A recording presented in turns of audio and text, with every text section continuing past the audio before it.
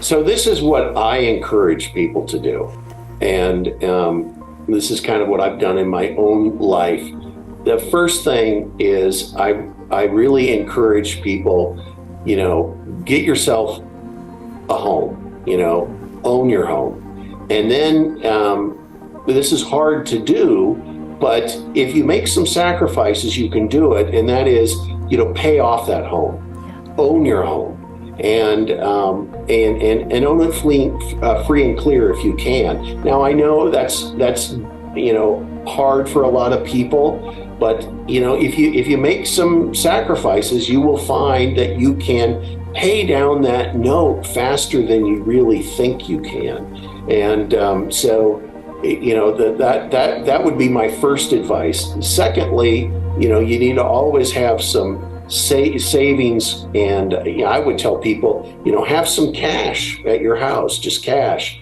Have some precious metals at your house, own some precious metals. And I particularly encourage people to own like silver, junk silver. You can go and get yourself some of those pre-1964 dimes that will always be good no matter what kind of economy we're in. And then also I encourage people to have plenty of food on hand. The average American has 3 days of food in their pantry.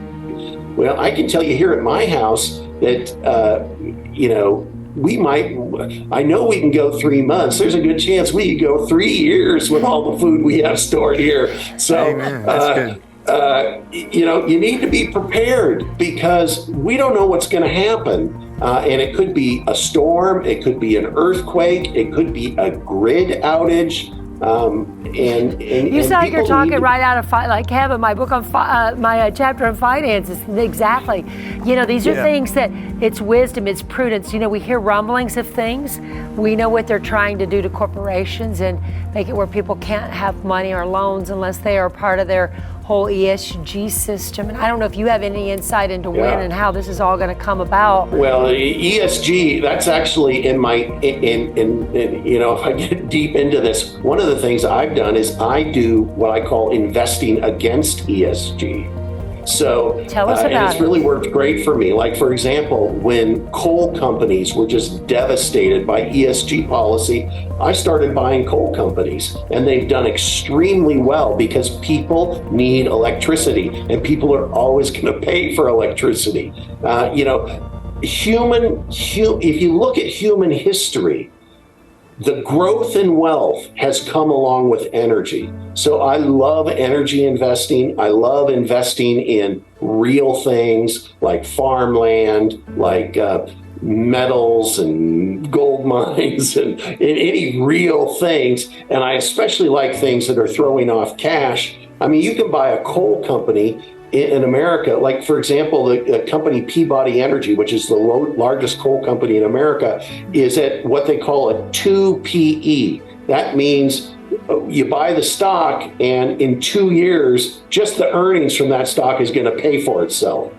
Its price to earnings ratio is 2. And the reason it's 2 is because of ESG policy. So I invest against ESG. I like that. That's smart. I like that. I like that, boy. That's excellent.